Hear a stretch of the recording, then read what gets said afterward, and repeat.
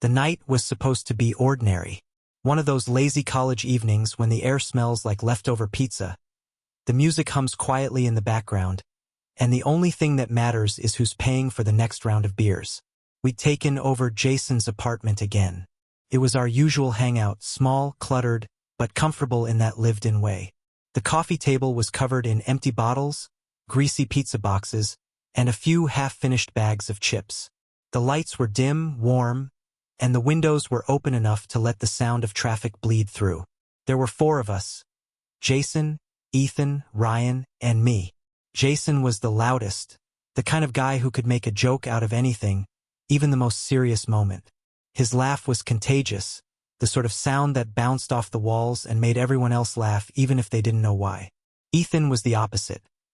Quiet, sharp, the one who always saw the punchline before anyone else but waited to deliver it with perfect timing.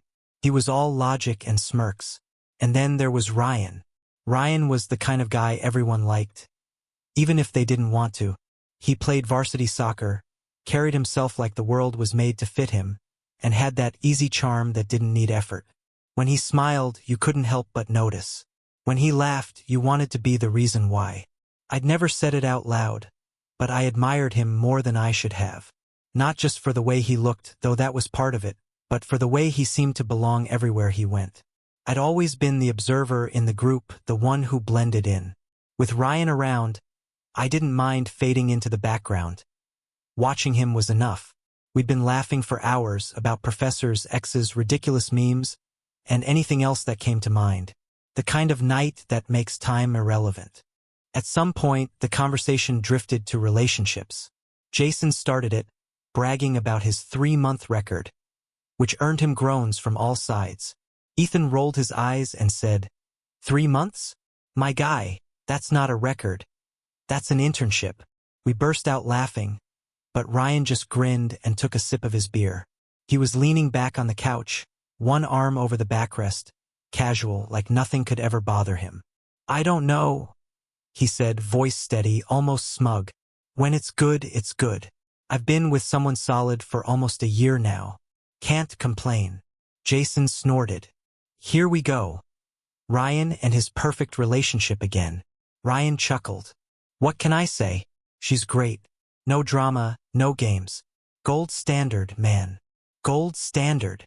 I repeated, raising an eyebrow. He nodded, smirking. Everything's perfect, especially in bed. No one could top that. There was that word, no one. He said it so confidently, like a challenge. I took a slow sip of beer, feeling the buzz hum through me. Maybe it was the alcohol, maybe it was just him, but I found myself smiling. Careful, I said lightly. That sounds like a bet. Jason perked up. Oh? We betting now? Ryan grinned. Nah, no need. I know what I've got. He said it playfully, but there was that flicker in his eyes again. Pride mixed with something else. I felt it like static in the air. Ethan leaned forward. You sure about that, man? You've only ever had one data point, right? Ryan threw a chip at him, laughing. Shut up, scientist. The laughter died down, replaced by that soft background hum of music. I don't know what made me do it, but I said, not everything great has to come from a girl. The words just slipped out, casual, almost teasing, but the second they left my mouth, the room changed. Jason blinked, Ethan raised his eyebrows, and Ryan froze. His grin faltered just a fraction, but enough to notice. It wasn't that anyone was offended.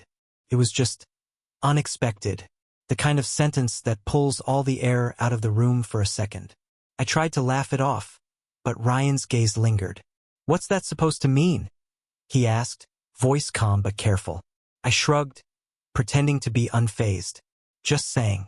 Guys understand each other better sometimes. Jason let out a low whistle. Damn.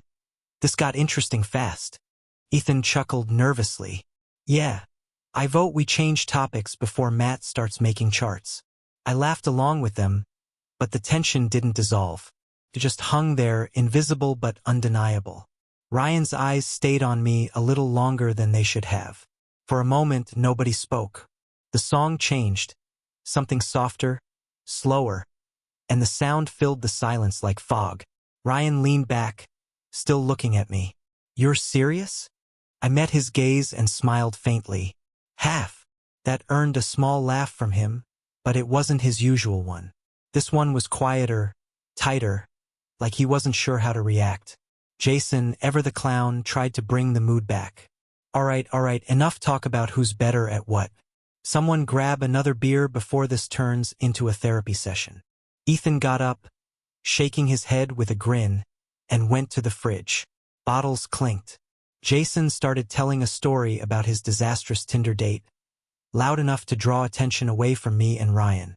But I couldn't focus on the story. My eyes kept drifting toward him. Ryan was still watching me, pretending not to.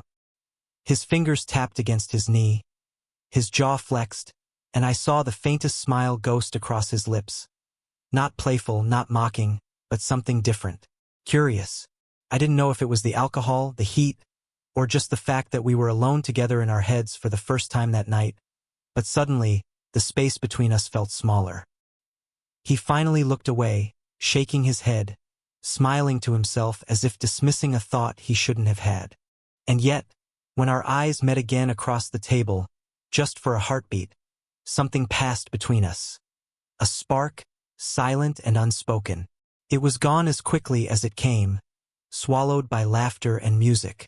But as I leaned back and watched him joke with Jason, I couldn't shake the feeling that he'd felt it too. I didn't know then that that single glance would change everything. The night didn't slow down right away. Jason cracked another beer open, the fizz cutting through the strange quiet that had settled between me and Ryan. He leaned forward, elbows on his knees, smirking like he could sense there was something more brewing beneath the surface. "So," Jason said, voice dripping with mischief, "what I'm hearing is a challenge?" Ethan laughed from the kitchen, halfway through pouring himself another drink. "A challenge about what, exactly?" Jason grinned. "You know exactly what." Ethan raised his hands in mock surrender. "Hey, I'm just the audience. I'm here for science."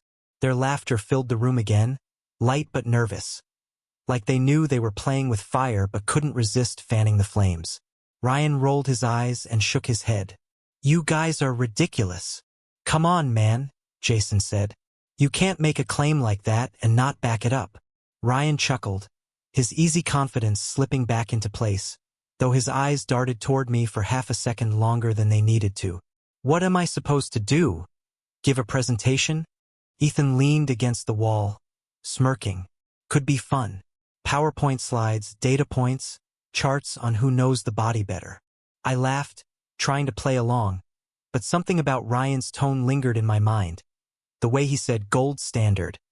The way his voice softened when he talked about pleasure. It hadn't been about bragging. It had been about ownership, pride. And for some reason, I couldn't let that go. "Maybe it's not about data," I said, my voice steadier than I felt. "Maybe it's about understanding." Jason blinked. "Understanding what?" I looked at Ryan. "Desire." Ethan snorted into his drink. "Oh, here we go. Philosopher Matt. Bring it on." But I didn't stop. The beer had stripped away my usual restraint. "Think about it. Guys know guys better. We know what it's like to crave something, to need it. We know how it works, what it feels like. So maybe," I said, meeting Ryan's eyes, "we'd be better at giving what we understand." Jason whistled low. "That's oddly poetic and extremely dangerous," Ethan added. And just like that, this became the weirdest TED Talk I've ever attended. They laughed again, but Ryan didn't. He just sat there, beer bottle balanced on his knee, turning it between his fingers slowly. His voice was calm when he spoke, but his eyes didn't match. "You sound like you've thought about this before." I smiled. "Maybe I have." Jason leaned back, kicking his feet up on the table. "Oh, I like where this is going." But I wasn't joking anymore. Not really. I could feel the shift, that strange current under the noise and light, something raw and restless. I tried to shake it off, but the words kept tumbling out. "I'm just saying there's a reason most straight guys joke about it but never really ask themselves why. Maybe they're scared to find out what they'd actually like." Ethan raised an eyebrow. You're digging deep tonight, man.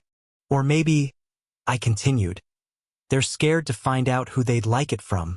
That made everyone go quiet. Even Jason, the eternal loudmouth, looked between me and Ryan like he wasn't sure if he should laugh or leave.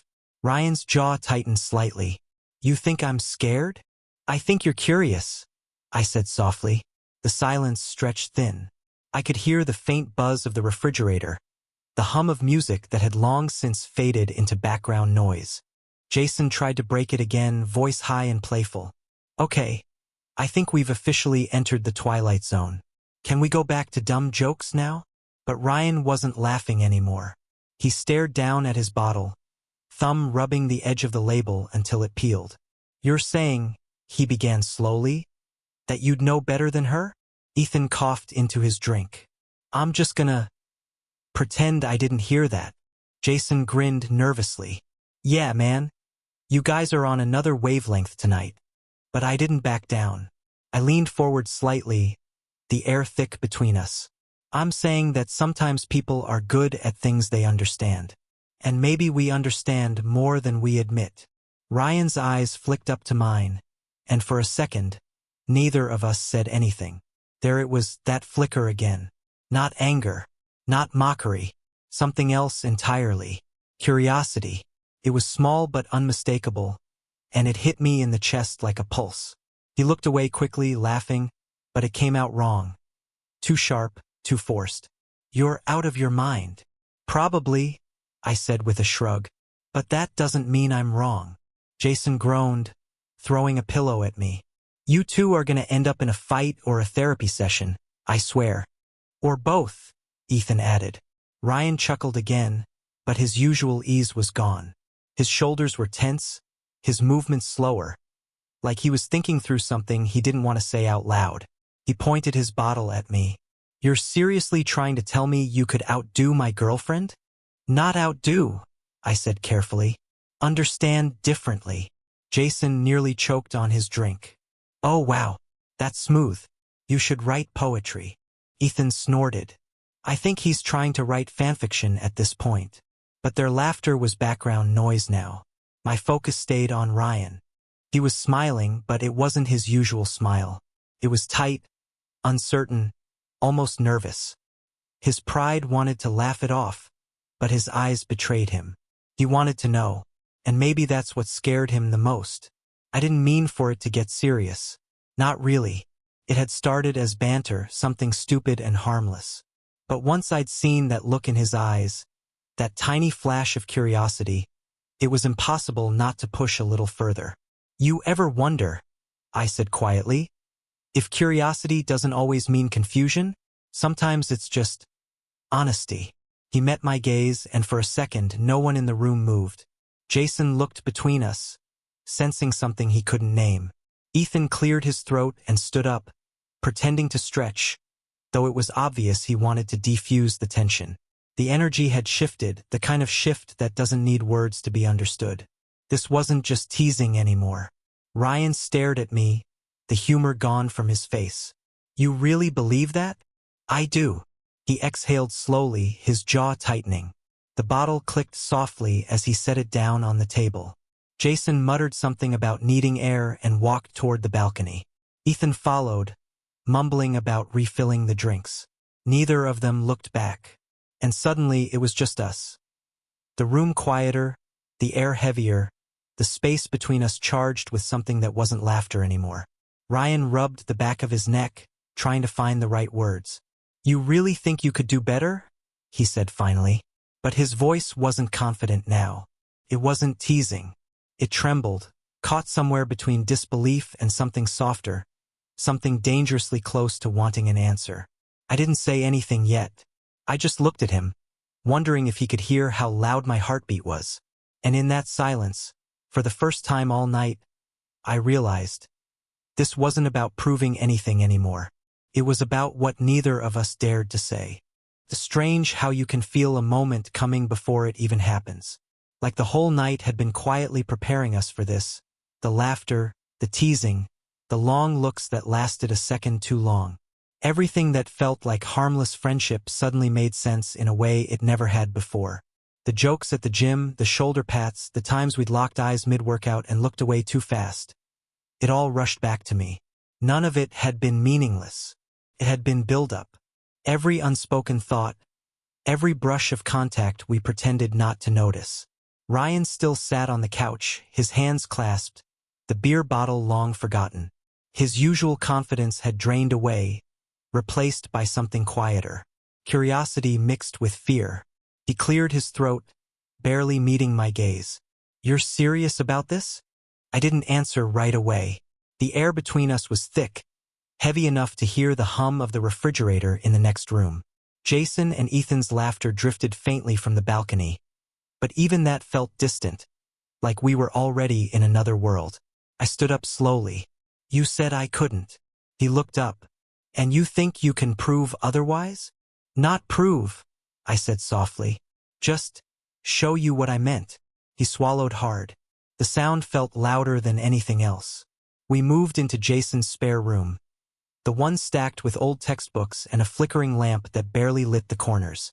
Ryan hesitated at the door. "Just to prove a point," he said. I nodded, though we both knew that wasn't true. Inside, the air was warmer, almost suffocating. The tiny space made it impossible not to notice the details. The way his chest rose and fell too fast, the faint tremor in his hands, the way he kept glancing at me as if searching for a reason to stop. He sat down on the edge of the bed, elbows on his knees. I stayed standing for a moment, watching him. The distance between us felt measured in heartbeats, not feet. He ran a hand through his hair. "This is insane," he whispered. "Probably," I said. "But you're still here." Our eyes met again, and for a long time, neither of us said a word. The silence wasn't empty. It was alive, buzzing, pulsing, waiting. When I finally moved closer, it wasn't dramatic. Just a small step, then another. His shoulders tensed as I reached out, fingers brushing against his arm. Barely a touch, but it felt like the air cracked open between us. He didn't pull away. His skin was warm beneath my fingertips. The muscles shifted under the light touch, his breath catching slightly. My pulse thudded in my ears. Every movement felt slow, deliberate, like we were afraid to break the moment. "Ryan," I said quietly. He looked up at me, eyes wide, uncertain. For a second, I saw every version of him, the confident athlete, the loud friend, the man who always knew exactly who he was. But this version was different. Open. Unmasked. The world outside that room disappeared. There was no music, no laughter, no past. Just the quiet rhythm of breathing, mine and his, merging in the stillness. He trembled like someone realizing the truth for the first time. I could see it. The conflict written across his face, the hesitation that wasn't just fear but discovery. Every line of him seemed caught between what he thought he should feel and what he actually did. When I reached up and let my hand rest lightly on his shoulder, he didn't flinch. He just closed his eyes for a second, like he was letting go of something heavy. The moment stretched, endless and fragile. He exhaled slowly, and when his eyes opened again, they were softer. Unsure, but no longer defensive. The world went still, and all that existed was breath and heartbeat. Time didn't move the way it usually did. It felt like falling, but gently, into something neither of us understood but couldn't resist. There was no rush, no laughter, no words left to hide behind. Just closeness, the faint scent of his cologne, the warmth of his skin, the sound of his breath catching each time I moved closer. He didn't stop me, and I didn't push further than I needed to. When our foreheads touched for the briefest second, the silence broke. Not with words, but with a sound halfway between a sigh and surrender. He looked at me like someone standing on the edge of a truth they'd spent years avoiding. It wasn't lust, not really. It was something quieter, deeper, the kind of realization that shakes you because it feels too honest. For a moment I thought he might speak, but he didn't. He just sat there, still letting it happen, the nearness, the weight of what we both knew. His hands, which had been trembling, finally relaxed. One brushed against mine, not in invitation, but in acknowledgement. A silent "I know." When he finally looked away, his jaw clenched, eyes glistening in the dim light. Whatever he felt, it wasn't simple. It wasn't something either of us could laugh off in the morning. I stayed there beside him, not touching, just breathing the same air, watching him come to terms with something that neither of us could name. And in that quiet, I realized this moment wasn't about proving who was better or who understood more. It was about seeing him, really seeing him, without the armor he always wore. He looked smaller somehow, softer. Not weak, but human. When it was over, he stood slowly, still not looking at me. He rubbed the back of his neck like he was trying to wake up from a dream. I waited for a joke, a smirk, something to break the tension. But none came. He just whispered, barely audible, "I shouldn't have let it go that far." Maybe he believed that. Maybe he didn't. He turned toward the door, hand on the handle, pausing like there was more he wanted to say. But he didn't. And as he stepped out into the hallway, I caught his reflection in the window, his face pale, eyes full of something raw. He couldn't even look at me, and I couldn't stop looking at him. The room felt both intimate and alien after he left. The kind of silence that doesn't belong to a place but to what happened inside it. The air still carried traces of his cologne, a faint scent that clung to the furniture and the back of my throat. I stood there for a while, motionless, not sure what to do. Clean up, laugh it off, or pretend the whole thing hadn't happened. When I finally stepped out, Jason and Ethan were already back from the balcony. Jason looked at me, opened his mouth to say something, and then changed his mind. Ethan gave me a short nod, not judgmental, not curious, just knowing. They'd heard something, or maybe just sensed it. The air in the apartment had shifted. Nobody asked questions, and for that I was grateful. "Everything good?" Jason finally asked, forcing a laugh that didn't quite reach his eyes. "Yeah," I said. "All good." He nodded too quickly, pretending to buy it. Ethan turned down the music and busied himself with stacking bottles, like giving the silence a job to do. We stayed in that strange limbo for a few more minutes, all of us pretending the night hadn't turned into something else entirely. I grabbed my jacket and muttered something about an early morning. Jason waved. "Later, man." Ethan gave me a half smile. "Take it easy." Outside, the night air hit me hard. It was cool and sharp, like the world had reset itself, but I hadn't. My heart was still pounding, part guilt, part exhilaration. Every step home replayed flashes of the last hour. The way he trembled, the look in his eyes, the silence that followed. I didn't know what it meant. I only knew it wasn't nothing. The next morning, my phone buzzed once. A message from our group chat. "Jason, fun night, boys. Next week, same time?" Ryan didn't reply. Neither did I. By the third day, it was obvious he was avoiding me. No texts, no calls, no gym sessions. His absence was loud. Like the air around campus knew we'd broken something sacred. I told myself to let it go, to move on, pretend it had been a blur of alcohol and bad decisions. But I couldn't. Every time I passed the soccer field and saw him from a distance, my stomach twisted. He moved the same, fast, confident, sure-footed, but there was something different in the way he avoided looking in my direction. And when our eyes finally met one afternoon, it lasted only a second. But it was enough. There was something behind his usual calm, confusion, guilt, maybe even fear. I wanted to talk, to ask what he was thinking. But how do you bring up something like that? "Hey man, about that night we almost crossed every line we had. How's your week been?" No words felt right, so I stayed quiet. The days stretched, strange and heavy. I found myself remembering things I hadn't before. How he used to lean close when he laughed, too close. How his hand would stay on my shoulder a second longer than necessary. How, after practice, he'd pull his shirt off and grin, saying, "Man, you really don't know what you're missing." I used to laugh it off, pretending it didn't mean anything. Maybe it really didn't until now. Looking back, all those little moments had built something between us. Not friendship exactly, not attraction either. Something in between, like a line drawn in sand that neither of us wanted to step over, but both of us kept tracing.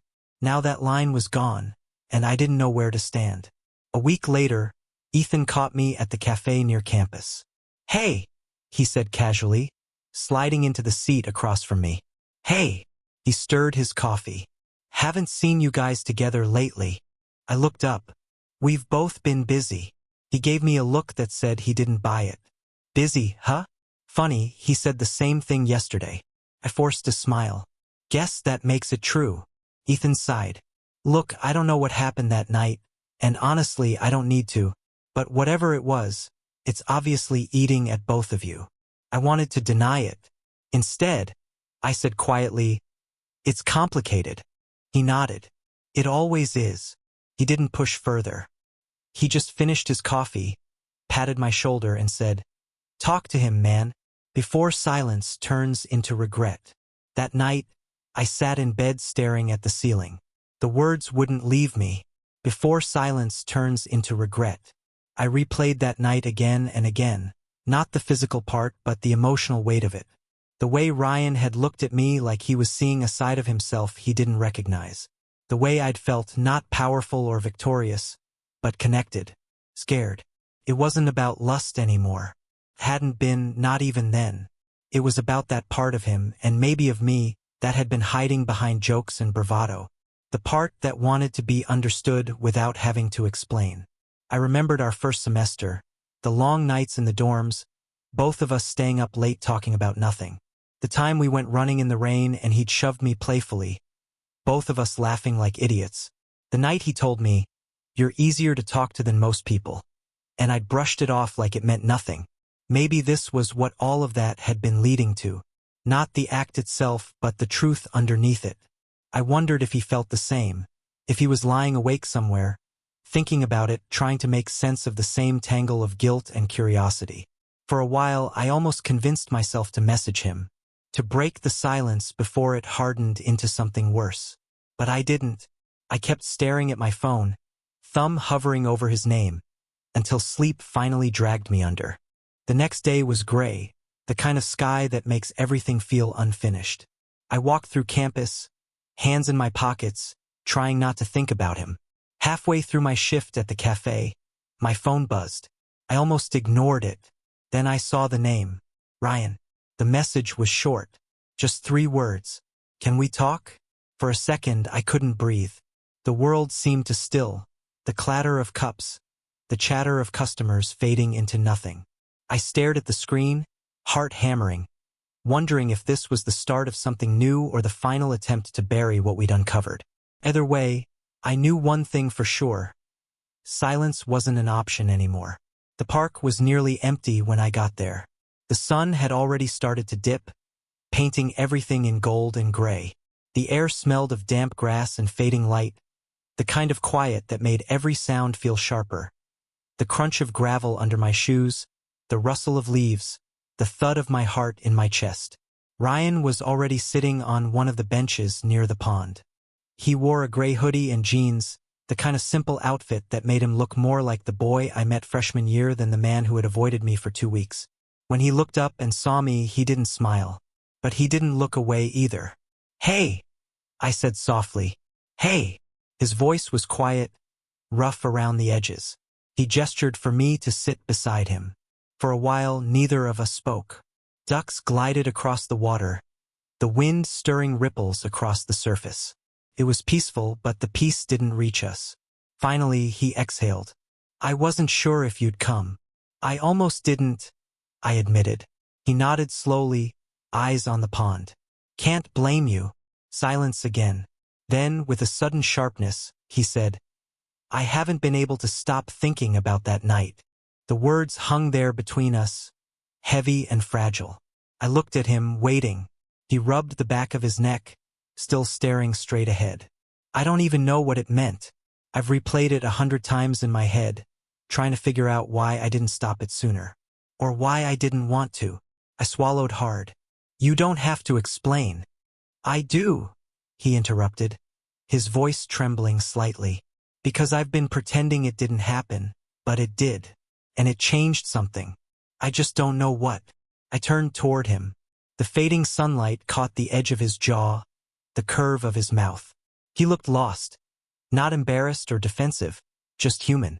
"I didn't plan it," I said quietly. "I swear I didn't." I don't even know why I said half the things I did.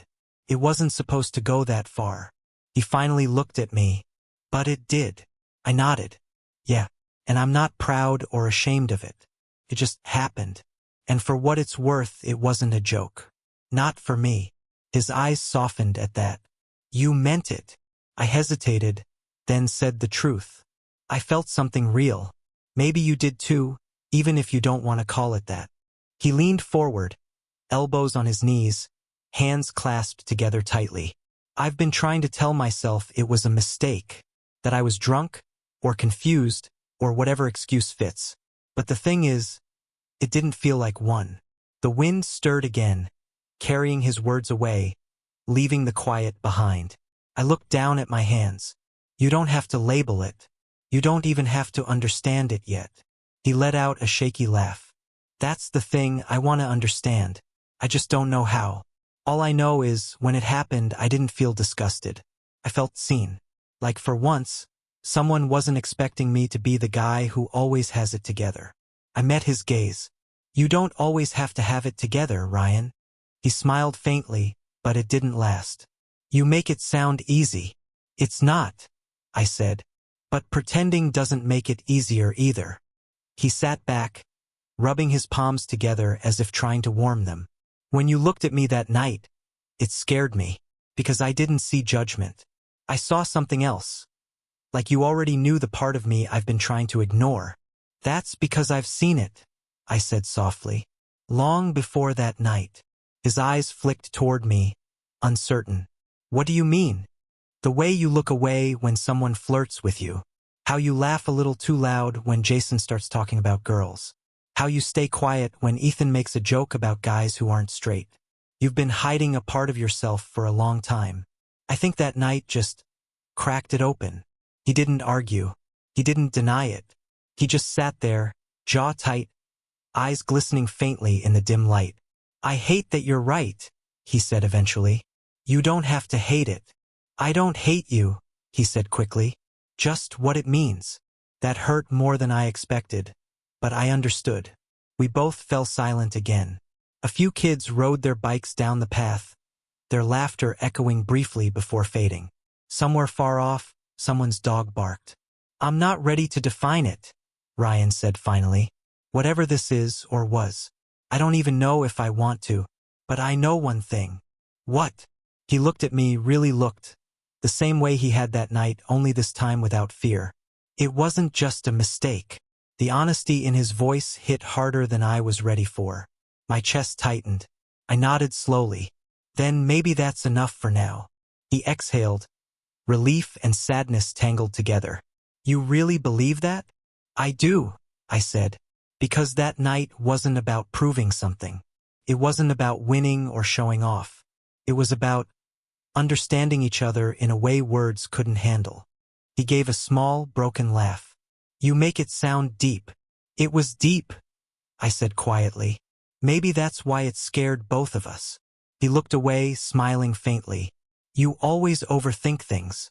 Maybe, I said, but maybe this deserves to be overthought. He chuckled again, but softer this time, the kind of laugh that sounded more like breathing out years of tension. We sat in silence after that, watching the last bit of sunlight fade. The sky turned purple, then blue, then black. When the first streetlight flickered on, he stood up. I should go. Yeah. He hesitated, then said, Thanks for meeting me. Always. He started to walk away, hands in his pockets, head down. For a moment, I thought that was it, that he'd disappear into the dark, and this would become one of those memories that never quite heal but never really hurt either. Then, halfway down the path, he turned back. Just a glance. A hesitant half-smile that didn't need words. He took a few more steps, then looked back again. Longer this time, softer. And even though he didn't touch me again that night, those two looks said everything he couldn't bring himself to say. That he was scared. That he was curious. That maybe, in another world, this could have been something more. When he finally disappeared around the bend, I sat there alone, the streetlight humming overhead. He didn't touch me again that night, but when he left, he looked back twice, and that was enough. Time moved the way it always does after moments that change you, quietly, without permission. Spring turned into summer, and the final semester of college began to wind down. Projects, exams, parties. Everything blurred together like a movie speeding toward its credits. The group drifted apart the way people do when they sense that life is about to scatter them in different directions. Jason graduated early, already talking about moving across the country for a job. Ethan started dating someone and spent most evenings off campus. And Ryan, he was still around, just not there the same way. We'd pass each other in the halls, in the cafeteria, at the gym. A nod here, a small smile there. Polite, restrained, normal. Too normal. It was like we'd silently agreed to erase the night that had cracked open something neither of us could define. Still, the silence wasn't cold. It was careful. He'd text me once every few weeks. "Hey, how's the project going? Or you still up for the game this weekend?" Small, forgettable sentences that somehow meant everything. Each message was proof that he hadn't erased me completely. But there was never another night like that one. Sometimes I wondered if he was relieved by that, or disappointed. Maybe both. Graduation came faster than I expected.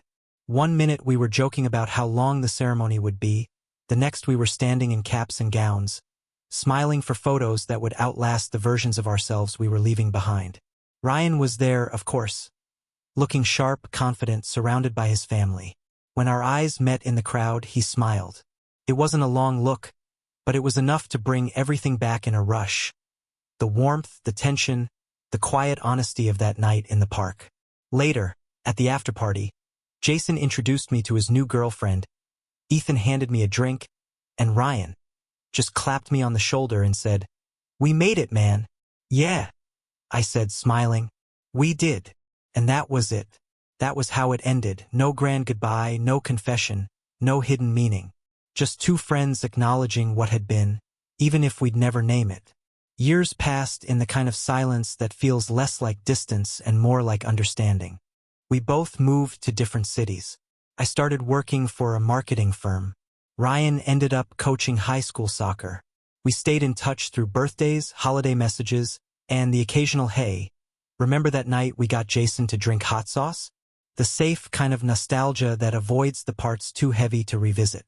Sometimes we'd meet for coffee when he was in town. Always in daylight, always brief. He'd talk about his team, I'd talk about work. And though the conversation never dipped beneath the surface, the air between us still carried a faint echo of that moment, the truth that never fully went away. He looked happy, maybe even at peace. He dated, fell in love again, posted photos that made him look like the kind of man everyone expected him to be. I liked the posts because that's what people do. And yet, sometimes when I scrolled through them, I'd catch myself wondering if he ever thought about that night. The one that didn't fit neatly into any story he could tell. It took me years to understand what that night had actually given me. For a long time, I tried to name it, to decide if it was love or lust or curiosity or guilt. But none of those words felt right. It wasn't about ownership or regret or even desire. It was about awakening. That night, I'd seen him, not the version the world saw, but the real one. And in return, I think he'd seen me too. Sometimes love doesn't need to last to matter. Sometimes it's enough for it to happen, to exist, to pull two people out of their comfort zones long enough for them to recognize themselves. I didn't need him to choose me. I just needed him to look at me the way he did. That split second of truth when all his walls dropped, and he stopped pretending. That look has stayed with me longer than any relationship since. It reminded me that connection isn't measured in time or titles. It's measured in understanding, in the unspoken awareness that, even for a moment, you were both fully known. I saw him once more years later. It was a Sunday afternoon in early spring. I was walking downtown, half lost in thought, when I passed the old cafe where we used to meet after class. The same cafe where I'd sat weeks before that text. "Can we talk?" Staring at my phone with shaking hands. Through the window, I saw him. Older now, hair shorter, a faint beard. He was with someone. A woman with warm eyes and an easy smile. They laughed about something, heads close together. For a moment, I froze. Then he looked up. Our eyes met through the glass, and it was like time folded in on itself. For half a second, it was just us again. Two people who'd once shared something too real to ever completely vanish. He didn't look away immediately. He smiled, small and soft, and nodded, a quiet acknowledgement. Then he turned back to the woman beside him. I stood there for a moment longer, then kept walking. I wasn't sad. Not really. There was a peace in it, a kind of full-circle calm that told me we'd both made it through, even if we'd taken different roads. Now, whenever I think about him, it's not with longing but gratitude. He'll never know it, but that moment changed me. It taught me that intimacy isn't always about what happens between bodies. Sometimes it's about what happens between truths. We never spoke about it again, but maybe we didn't need to. The silence between us said everything words couldn't. I didn't win that night. No one did. But we both found out who we really were beneath the laughter. A few years later, on a rainy evening, I found myself back in that same neighborhood again. Walking past the cafe, past the old park, past the ghosts of who we were. The windows glowed with light and laughter, the way they had years ago. And though everything around me had changed, the people, the streets, even me, I still felt that quiet warmth in my chest. He'll never say it out loud, and maybe I'll never hear it. But in that silence between us, I already know I proved more than he ever expected. If you enjoyed this story, make sure to subscribe and leave a like. It really helps the channel grow and keeps more stories like this coming your way. Now I want to hear from you in the comments. Do you think Ryan ever truly understood what that night meant? Or was it something the narrator carried alone? Share your thoughts below, and don't forget to hit the bell so you never miss the next story.